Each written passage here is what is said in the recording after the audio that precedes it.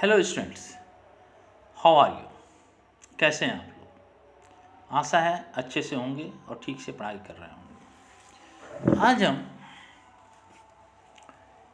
आप टॉपिक देख रहे हैं इंटरनल ट्रेड में लार्ज रिटेलर्स की बात करेंगे। अब लार्ज रिटेलर्स का मतलब मीनिंग क्या है? जब लार्ज स्केल पर रिटेल ट्रेड गुड्स क्या किया जाता है, तो वहाँ पर गुड्स को लार्ज क्वांटिटी में खरीदा जाता है और लार्ज स्केल पे फुटकर व्यापारियों की तरह उसे सेल किया जाता है, क्योंकि उनका जो रिटेलिंग करने का जो थिंग होता है वो डिफरेंट होता है। बहुत सारे गुड्स एक ह्यूज मात्रा में परचेज करते हैं और इस तरह से उसे डेकोरेट करते हैं ताकि कस्टमर की जो चॉइस है वो चॉइस कोई हर कस्टमर की अलग अलग चॉइस होती है और हर चॉइस या हर तरह के गुड्स उसके पास अवेलेबल हो जाए, उसे मिल जाए। अब अगर इसके हम कैरेक्टर्स देखें तो कैरेक्टर्स क्या हैं या फीचर्स क्या हैं इसके? सबसे पहले तो इसे हैवी इन्वेस्टमेंट की नीड होती है। इनके पास गुड सेल करने के लिए बड़े शोरूम होते हैं और ये जो शोरूम होते हैं ये सेंट्रल प्लेस पे होते हैं जहाँ पर इजली लोग जाया जाए। ये जो शोरूम होते हैं यहाँ पर कस्टमर लार्ज रूप में गुड्स परचेज करने के लिए अट्रैक्शन के रूप में उसके पास उस शोरूम में जाते हैं। अगर हम लार्ज स्केल्स के रिटेल्स ट्रेडिंग की बिजनेस की बात करें तो ये डिपार्टमेंटल स्टोर, चेन स्टोर और मल्टीपल शॉप्स, मेल ऑर्डर। इसके अलावा और भी एक दो चीज़ें होती हैं जैसे consumer cooperative society. Consumer cooperative society भी लार्ज स्केल पर रिटेल बिजनेस करती है। सुपर मार्केट होते हैं, डिपार्टमेंटल फ्रेंचाइजी होते हैं। तो तीन के अलावा और भी एक दो चीज़ें ऐसे हैं जो कि लार्ज स्केल पे रिटेल मार्केट करते हैं। अब आइए हम बात करें डिपार्टमेंटल स्टोर्स की। डिपार्टमेंटल स्टोर्स क्या है? डिपार्टमेंटल स्टोर एक लार्ज रिटेल शोरूम होता है जिसमें एक ही रूफ के नीचे कई सारे डिपार्टमेंट बनाए जाते हैं। जो डिपार्टमेंट एक स्पेशल क्वालिटी के गुड्स के होते हैं और आप जाएंगे डिपार्टमेंटल स्टोर में तो ग्रोसरी सामान एक तरफ, क्लॉथ एक तरफ, जो डेली यूज के गुड्स हैं एक तरफ, अलग अलग उसमें बने हैं और उस एरिए में केवल वही गुड्स आपको अवेलेबल होंगे। लेकिन एक ही रूफ के नीचे जो भी आप चाहते हैं वो सारी चीज़ें अलग अलग इस एरिए में डिपार्टमेंट बनाकर ले जाती हैं और इनका जो परचेजिंग है, सेलिंग है, अकाउंटिंग है, ये सब सेंट्रलाइज होते हैं। यानी एक ही दुकान के अलग अलग भाग होते हुए भी जितनी एडमिनिस्ट्रेटिव एक्टिविटीज होती हैं वो सब सेंट्रलाइज होती हैं। एक ही मैनेजमेंट जनरल मैनेजर होता है जो सभी डिपार्टमेंट को कंट्रोल करता है और वह हर एक डिपार्टमेंट के लिए अलग अलग एक डिपार्टमेंटल मैनेजर को अपॉइंट करता है, उस डिपार्टमेंट का इंचार्ज हो जाता है।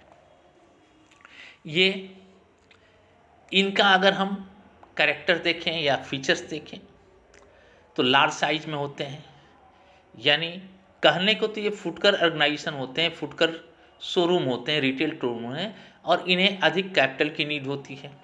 वाइड रेंज रखते हैं, यानी एक डिपार्टमेंट उस प्रोडक्ट का वाइड रेंज रखता है, उसमें लो रेट की भी वस्तुएं होती हैं और हाई रेट की भी वस्तुएं होती हैं, और वह हर एक डिपार्टमेंट में अलग अलग किस्म और क्वालिटी की वस्तुएं जैसा आप चाहते हैं अलग अलग हो जाती हैं।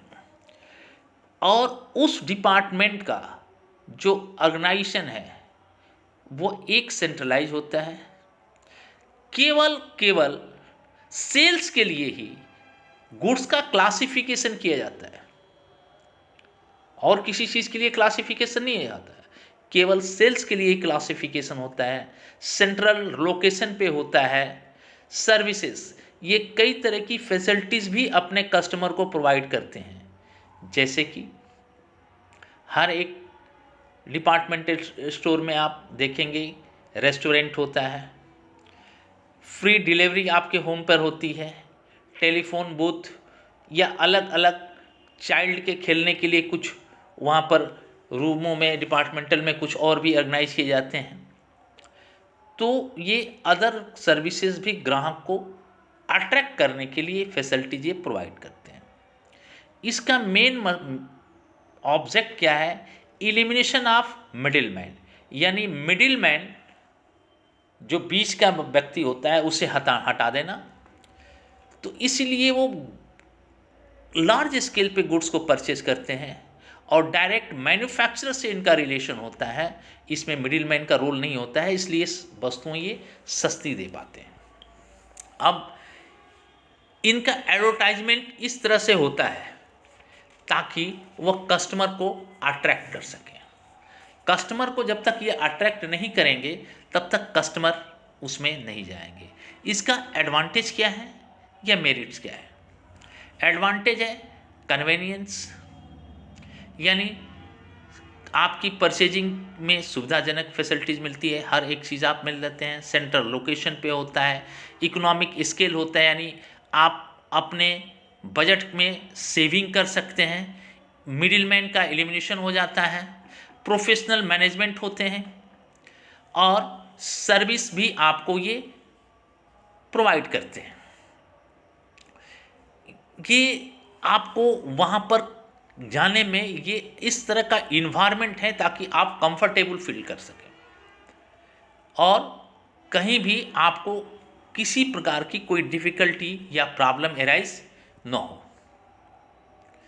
गर्मी में देखिए एसी चलता है, बहुत सारे लोग केवल एसी का मज़ा लेते हैं, नहीं जाते हैं, कोई परचेजिंग नहीं करते हैं, लेकिन आधा घंटा 1 घंटा एसी के मज़ा लेते रहते हैं। इसकी डिमेरिट क्या है? हाई ऑपरेटिंग कॉस्ट है, इसको चलाने के लिए बहुत खर्चीला है ये, इसको चलाने की लागत जो है एक्सपेंसिव है। इसमें इंडिविजुअल या पर्सनल अटेंशन नहीं दिया जाता है, जैसे हम लोग ट्रेडिशनल बिजनेस में जानते हैं कि कौन कैसा है उसको अटेंशन देते हैं, इसमें पर्सनल अटेंशन का नहीं दिया जाता है। ये हाई प्राइस, चूँकि ऑपरेटिंग कॉस्ट इनका ज़्यादा होता है इसलिए बहुत सारे गुड्स पर इनकी प्राइस भी हाई होती है और इसमें ह्यूज कैपिटल की नीड पड़ती है। कभी कभी डिफ़िकल्टी होती है इनके ऑपरेशन में, इनके ऑपरेटिंग करने में इनकी प्रॉब्लम आ जाती है। हालांकि इन सब डिमेरिट के बावजूद डिपार्टमेंटल स्टोर जो वेस्टर्न कल्चर है उसमें ये बहुत ज़्यादा ऑपरेट होते हैं, चलते हैं। इंडिया में इस तरह के स्टोर्स जिसे हम बिग बाज़ार वगैरह के नाम से जानते हैं, ये केवल बड़े बड़े शहरों में इस तरह की फुल डिपार्टमेंटल रेंज की चीज़ें आपको अवेलेबल हैं और वहाँ ये डिपार्टमेंटल स्टोर रखे हुए हैं, चलते हैं, ऑपरेट किए जाते हैं। दूसरा आइए, chain stores are multiple shops. Chain stores ये भी किसी सिटीज के डिफरेंट एरिया में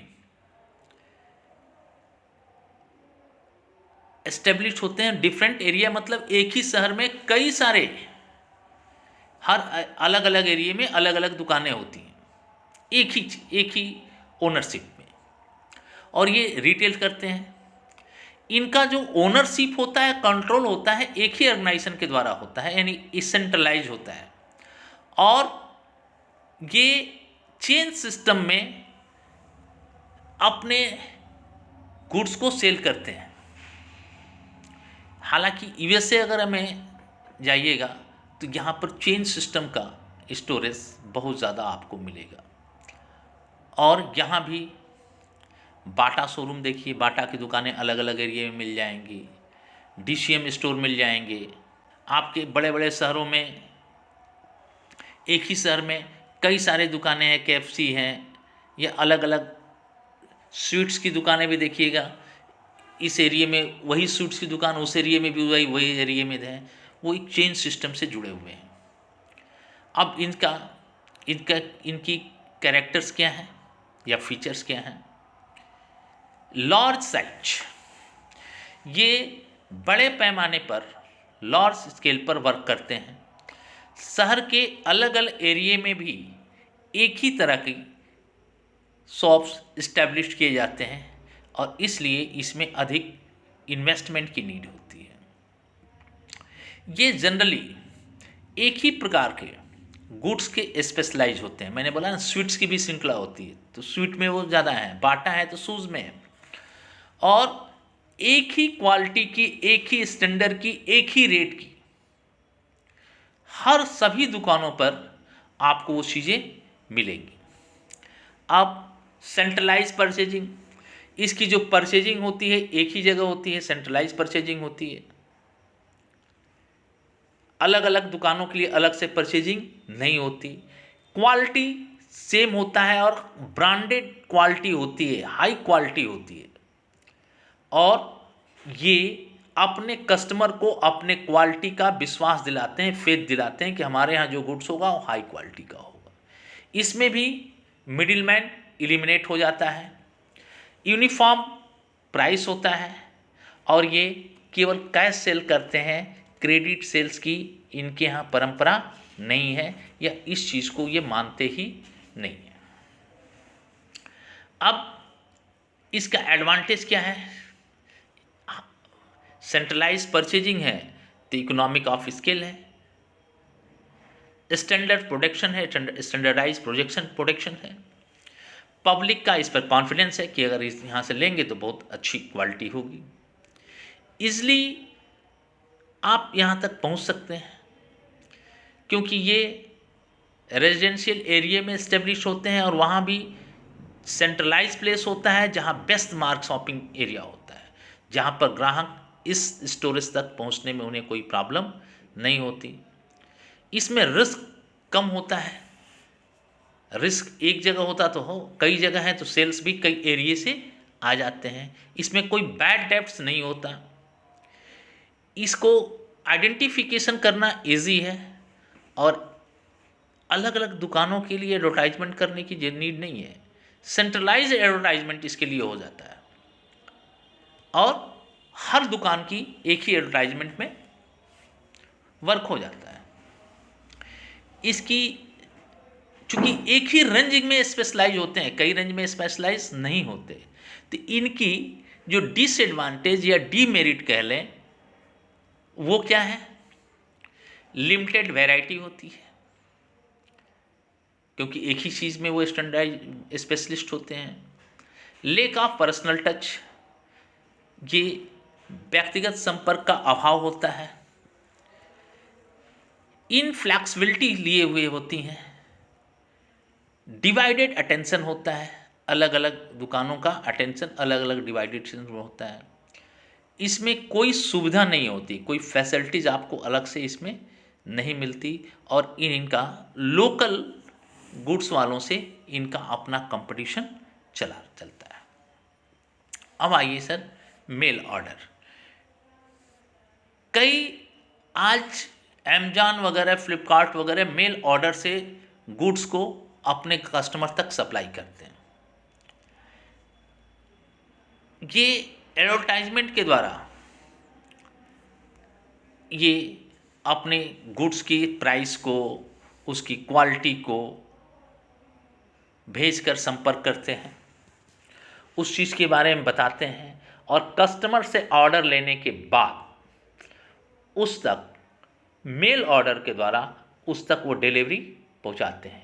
क्योंकि इसलिए ये नया कॉन्सेप्ट है, इसलिए इसे मेल ऑर्डर रिटेलिंग के नाम से जाना जाता है। इसका मेन ऑब्जेक्ट जो है वह है step in operation in mail order. क्या क्या स्टेप इसके होंगे? सबसे पहले ये आपको आपके मोबाइल नंबर आज का सबसे ईजी है, वहाँ तक आपको अपनी चीज़ों को बताता है। फिर कस्टमर से वो कांटेक्ट करता है, जैसे ही आप इंटरेस्टेड होते हैं वहाँ से फ़ोन आने लगता है। फिर वो वस्तुओं को चुनकर आपको ऑर्डर आपसे रिसीव करता है और फिर वो आपको डिलीवरी करता है। ये बड़े पैमाने पर अपने कस्टमर को फाइंड आउट करते हैं और वहाँ तक अपने गुड्स की डिलीवरी ईजिली रूप से प्रोवाइड करने की जिम्मेदारी लेते हैं, फैसिलिटी लेते हैं। अब तो ये भी हो गया है कि आपको पैसा तब देना है, कैश ऑन डिलीवरी, पैसा तब देना है जब आपके पास गुड्स पहुंच जाए। तो ये भी फैसिलिटी जिनके लिए बहुत अपॉर्चुनिटीज़ लेकर आ गई है। इसके डिमेरिट क्या है? तो इसमें लिमिटेड कैपिटल की आवश्यकता पड़ती है, कन्वीनियंस है, सुविधाजनक है, वाइडर मार्केट है, मार्केट का रेंज बड़ा है, छोटा मोटा मार्केट नहीं है, इसमें बैड डेब्ट्स की कोई गुंजाइश नहीं है और मिडिल मैन यहाँ भी गायब है। और ये रिजल्ट ओरिएंटेड एडवर्टाइजमेंट करते हैं ताकि कस्टमर के कोई भी क्वेश्चन हो उसका ईजिली जवाब दे सके। इसकी डीमेरिट क्या है? इससे कोई पर्सनल कांटेक्ट नहीं है, पर्सनली आप इसमें इंस्पेक्शन नहीं कर सकते हैं, लिमिटेड वैरायटी है और suitable for educational customer only. ये केवल एजुकेटेड कस्टमर के लिए इजी है, सूटेबल है। पोस्टल डिलीवरी मिलती है इसके अंतर्गत, इसमें देरी भी हो सकती है, डिले भी हो सकता है, कहीं कुछ फंस सकता है या लेट हो सकता है डिलीवरी में, या डिलीवरी गलत जगह पे जा सकती है। ये एक प्रॉब्लम, बहुत बड़ी प्रॉब्लम है, हालांकि इसे बहुत हद तक इन लोगों ने दूर किया है।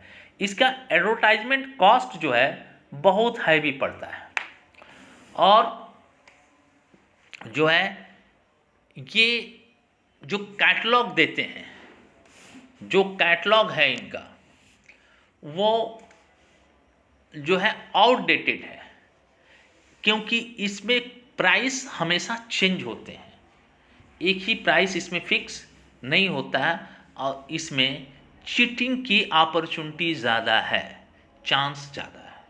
ये इसकी डीमेरिट है। अब ये किस तरह के गुड्स के लिए सूटेबल है इस तरह का बिजनेस? नेचुरली जो नेचुरल वे से गुड्स नष्ट नहीं होते उनके लिए, जो हाई क्वालिटी की वस्तुएं हैं उनके लिए, जो वेट में ज़्यादा ना हो उनके लिए, जिन्हें अटेंशन देने की ज़रूरत नहीं है, मतलब टूटने फूटने वाली चीज़ नहीं है, वस्तुओं को आसानी से आ सकती हैं, उसके लिए वस्तुओं को चित्रों या विवरणों द्वारा आसानी से उसको समझाया जा सके और वो वस्तुएं उस ब्रांड की होनी चाहिए। ये आज ये मार्केट हमारे इंडिया में बहुत तेज़ी से डेवलप हो रहा है। अब आए जी ऑटोमेटिक वेंडिंग मशीन। फुटकर व्यापारियों का ये अलग एक फॉर्मेट है। इस फॉर्मेट में सिक्कों और कॉइन्स टोकन द्वारा चलने वाला जो मशीन है उसमें आप जितने रुपये का सिक्का डालिएगा या टोकन डालिएगा वह उतनी मात्रा में उतनी ही प्रोडक्ट आप उससे ईजिली रूप में प्राप्त कर सकते हैं। पेट्रोल पंपों पर, रेलवे स्टेशन, एयरपोर्ट, जहाँ पर ज़्यादा व्यस्त एरिया है वहाँ देखकर इस मोबाइल टाइप के मशीन्स को वहाँ पर लगा दिया जाता है, एस्टेब्लिश भी किया जाता है और चलती हुई गाड़ी पर भी वो वेंडिंग मशीन रखकर जहाँ जहाँ भीड़ होती है वहाँ पर उसको दिखाया जाता है। भारत में भी ये अब शुरू हो गया है। जनरली जो है ये कोल्ड ड्रिंक, सिगरेट, इस तरह की चीज़ें, मदर डेयरी की वस्तुएं, चाय, कॉफ़ी, इस तरह की चीज़ें जनरली वेंडिंग मशीन से रिटेलिंग की जाती हैं। इसकी मेरिट्स क्या हैं? टाइमली ये आप परचेज कर सकते हैं। अब चाय पीना है या कॉफ़ी पीना है तो गर्म कर देंगे तो वहाँ पर तो दुकान पर जाना पड़ेगा। आप जहाँ हैं वहीं चलते हुए कप में लीजिए, चलते हुए निकल जाइए। इसका जो क्वालिटी होती है और जो सप्लाई होता है वो अच्छी क्वालिटी की अच्छी चीज़ों का होता है और इसमें रिटेलर्स की कोई नीड नहीं होती कि वो सारा वर्क कौन कर देता है, मशीन कर देती है। इसमें डीमेरिट क्या है कि पहले मशीन को लगाने की ये हाई कॉस्ट होती है और कॉन्टिन्यूस इस मशीन में रिपेयर्स की या देखभाल की नीड होती है। मशीन को चलाने के लिए एक सही साइज़ का सिक्के की आवश्यकता है। अगर वो सही साइज़ का सिक्का नहीं तो फिर मशीन वो ऑपरेट नहीं करेगा या टोकन वो ऑपरेट नहीं करेगा। अब आइए, ये आपका मैंने ऑटोमेटिक वेंडिंग मशीन आपको क्लियर कर दिया। ये चीज़ें हैं large retailers. Okay, thank you. Next topic कल की वीडियो।